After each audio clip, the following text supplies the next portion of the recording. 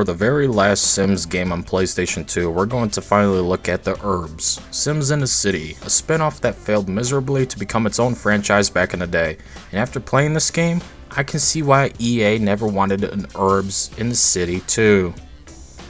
This game has good ideas, but bad execution of said ideas, technical problems galore, limitations, repetition, and boring gameplay that all holds back from what could have been a good spin-off to the Sims franchise.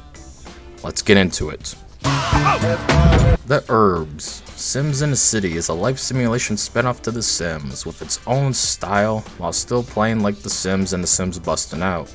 You go from a nobody to a somebody as you build reputation with each district's gang and climb the fame ladder.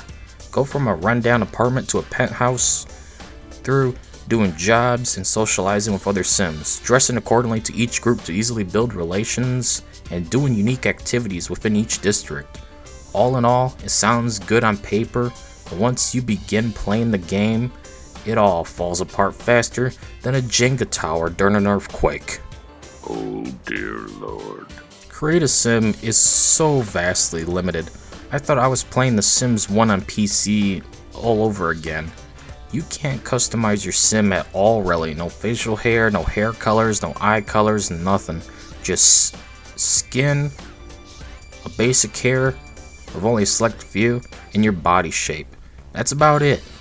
As you play, you'll get to buy more stuff for your Sim however, as each district's fashion style will be available to buy and is needed to progress in the game. So dress in whatever that district has, or you can't keep playing. Even if you absolutely don't want to dress like a coked up Zoomer pretending to be Korean or whatever, too bad, so sad, get over it, bitch. You need to wear that tacky outfit to get anywhere. Not a huge fan of that concept. But it is what it is. At least, once you're in that district shop, customization becomes more in depth, with color options and yes, even facial hair. Damn. Minus the ability to color it for some reason. Yeah, sorry, but not everyone has a beard that's vastly different in terms of color from their head hair. I mean, mine is, sure, it's more red while my head hair is like a dirty blonde at times, or even gets more red with sun exposure. But still, why limit us? Let us pick the damn colors, man. Jesus. You ain't never gonna see a girl from OnlyFans cosplaying this at anime convention. I'll tell you that. One of the first things you'll notice once you begin playing is this game is very much like the handheld ones. You cannot build or buy stuff. Wait, what? Wait, what? Yeah, this game doesn't allow you to build things because limitations. Meanwhile, the previous ones sure as hell allowed us to. But whatever. This means whatever your place looks like is all you're going to get. Enjoy. You can buy random objects in each district that you visit though, which takes roughly almost a minute of loading screens to get through to the register that has no one there to man it, as it's a magical imaginary shop to spend money on a toilet that costs ridiculous amounts of money. So go grind forever at a job to only be told that's too much productivity and only get paid a few simoleons afterwards cause the piercings machine bin is full. Lame. Lame, yes. So yep, very much like The Sims on Game Boy Advance and DS, you're stuck dealing with vast restrictions and limitations. But don't worry, most of your stuff will be stolen anyways by your landlord who charges you too much rent that's impossible to ever really pay it. And as you play, you're forced to get a new apartment against your will that has even higher rent. For example, I'm just trying to play this stupid piece of shit game to only get told by Darius or whoever I now got new digs, so I should check it out. Then my landlord comes out of nowhere and yells that I need to no longer pay him 300 simoleons. Oh no, now it's 1,000 simoleons every single day of the week as I struggle to even get money for clothes to progress. Exactly, and things get worse once you realize you just can't play the higher difficulty jobs. Oh no, now you need a huge amount of skill points to play them.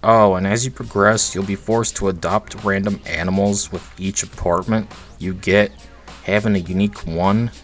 Yet each one just makes noises non-stop and pisses everywhere. You can't stop it, you can't get rid of the animal, and there's no objects to give them like a litter box or some shit to control where they go. Oh no. I fucking hate this shit. My apartment started to look like Asmongold's house with all the piss and shit everywhere. Sir, it wasn't funny. Yeah, like, why don't you just not do this?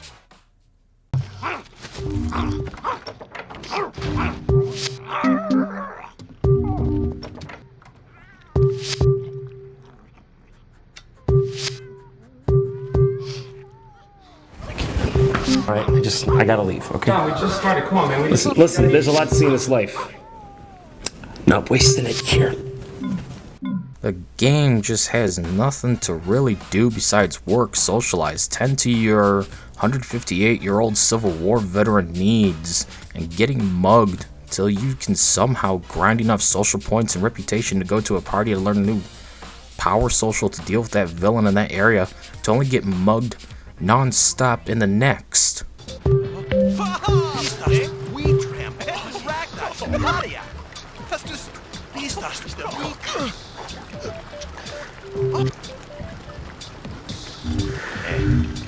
If you don't have money, you can't pay rent. Can't pay rent, your property gets seized.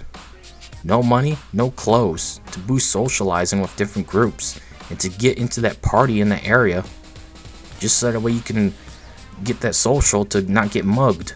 It's all dog shit. Couldn't have said that better myself. But hey, at least we can beat the shit out of women in a cage fight. Equal rights, equal fights. Hashtag progressive.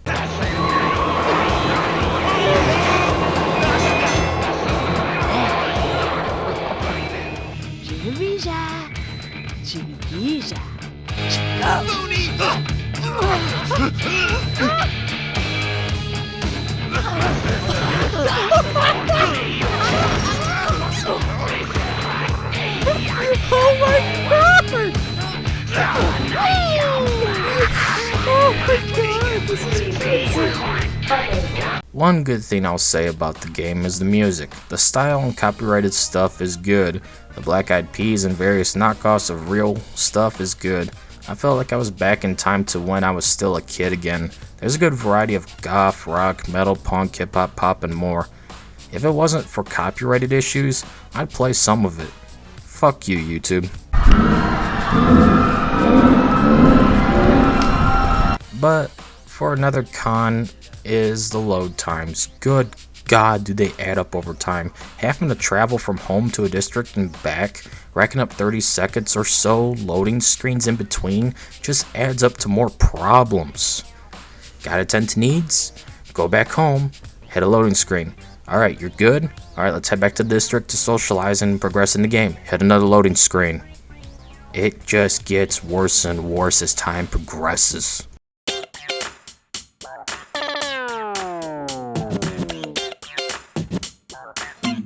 This is the best, get down to the ounce, heard it through the grapevine. Every night I drive my skyline. I like it cause it's got a design. Looks good under the moonshine. I'm always looking for the gold mine. It's my kind and you gotta be fine. Just get up so you get the whole nine. Zap is on the bottom line.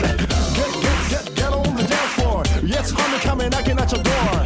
Here's a new word to explore. Yet so much you never seen before. Don't care, nobody. Freezing and stuttering galore is a major issue. This got in the way of jobs. Those QuickTime events are not exactly easy to nail whenever we stutter every few seconds at random. Maybe things are better on GameCube, let alone Xbox, but the PlayStation 2 version is a total technical nightmare. But things get worse as the game will randomly freeze and be unable to do anything but lose all your progress. Yep, I didn't save since I started playing for almost an hour, and guess what? I lost all my progress, because the game demands manual saving every other second, like a Bethesda game, otherwise you'll risk losing everything once the game craps out. Fuck this game.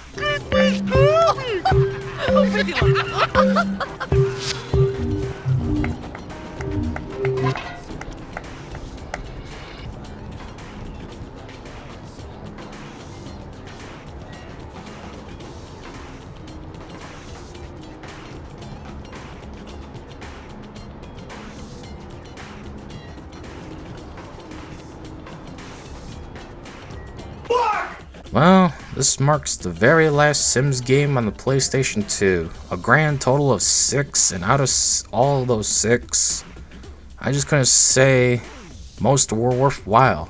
I'll rank them in the compilation later on in the year. For now, let's wrap up this review. Maybe one day, I'll look at other Sims games. I mean, I do eventually want to cover The Sims 2 for DS at some point.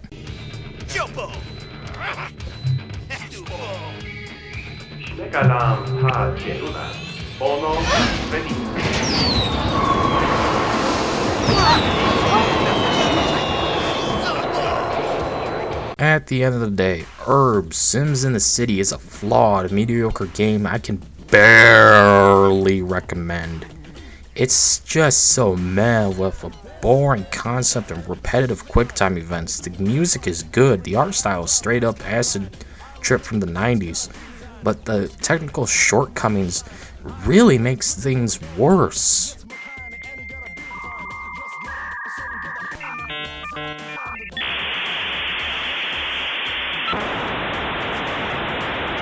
The limited build and buy modes don't help. The dog is annoying and never shuts the fuck up and just pisses everywhere.